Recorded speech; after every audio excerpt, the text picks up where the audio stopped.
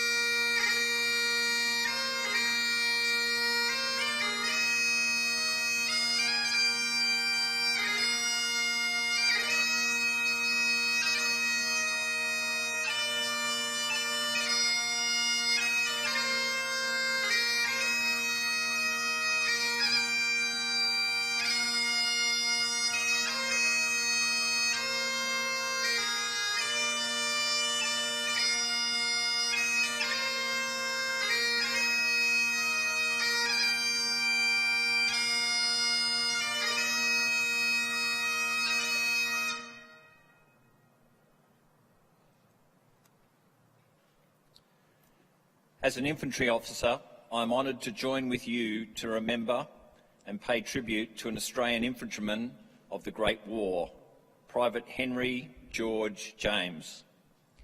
At exactly this time 100 years ago, his battalion was engaged in their first action on the Western Front at the Somme. He was my wife's great uncle. Henry James was born in Scottsdale, Tasmania, the fifth of 9 children. His mother, Anna Marie Jensen, had migrated to Australia from Denmark when she was 18 years old and married Tasmanian farmer Joseph George James in 1889.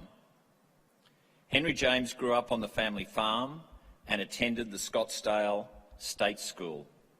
He was an active member of the cadets, spending 3 years as a senior cadet, and during that time he gained his marksmanship badge, and he also served a year with the Light Horse.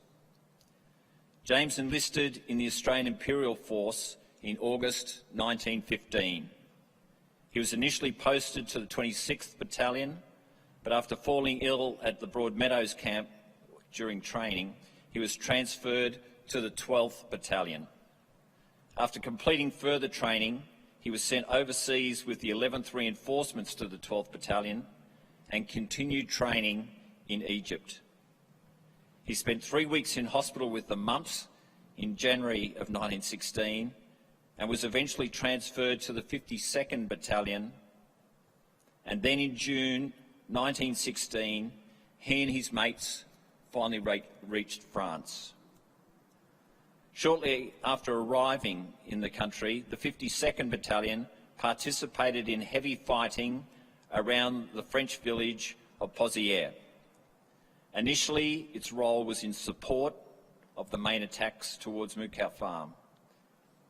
But on the 3rd of September 1916, the battalion held a key assaulting role against that German stronghold. The attack was a failure, and Moukout Farm remained uncaptured. The 52nd Battalion suffered enormous casualties. Half of its strength was reported killed, wounded or missing by the end of that operation. One of those killed was Private Henry George James. Little is known of the manner of his death. He was apparently buried near the French village of Tipval by a dismounted party from the British cavalry, but his grave was lost in the subsequent fighting. He was 19 years old. Today, he is commemorated on the Memorial to the Missing at Villers-Bretonneux. His name is also listed on the Roll of Honour to my right, among more than 60,000 Australians who died during the First World War. His photograph is displayed today beside the Pool of Reflection. This is but one of the many stories of service and sacrifice told here at the Australian War Memorial. We now remember Private Henry George James, who gave his life for us, for our freedoms, and in the hope of a better world.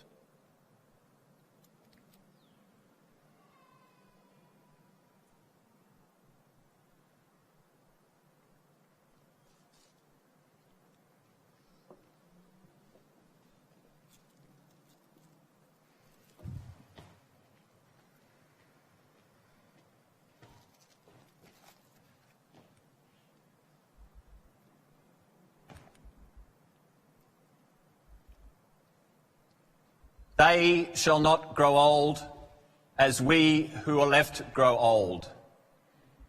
Age shall not weary them, nor the years condemn.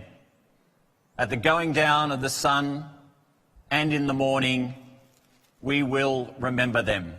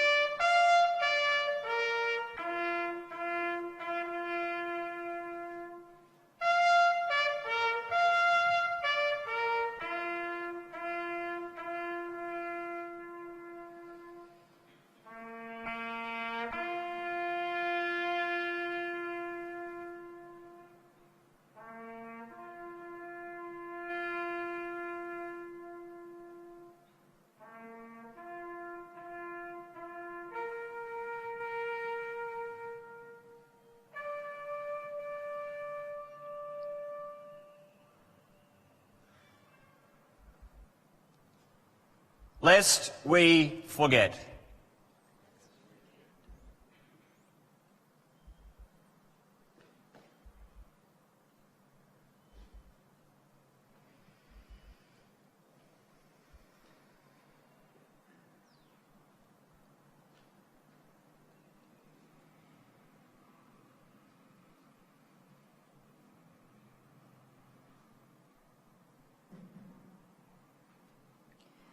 We leave you this evening with the words of the memorial's founder, Charles Bean. Many a man lying out there at Pozières or in the low scrub in Gallipoli with his poor tired senses barely working through the fever of his brain has thought in his last moments, well, it's over. But in Australia, they will be proud of this. Ladies and gentlemen, that concludes the last post ceremony. Thank you for visiting the Australian War Memorial, and good evening.